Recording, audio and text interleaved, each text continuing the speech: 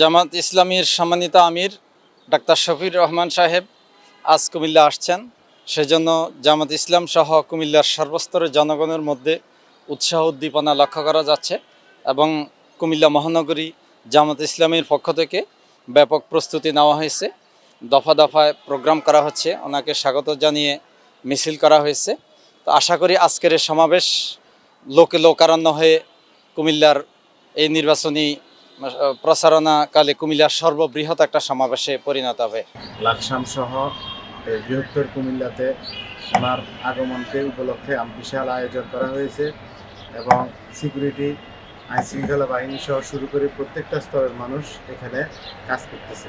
ইনশাআল্লাহ আমরা আশা করি এখানে লক্ষ লক্ষ মানুষের উপস্থিতি হবে। দীর্ঘ 17 বছর পর বাংলাদেশ জামাত ইসলামের আমিরে জামাত কুমিল্লায় আগমন করবেন এবং এর আগেও তিনি এই মাঠেই বক্তব্য দিয়ে গিয়েছিলেন এবং আশা করছি আজকে সমাবেশের এই প্রস্তুতি প্রায় শেষ পর্যায়ে।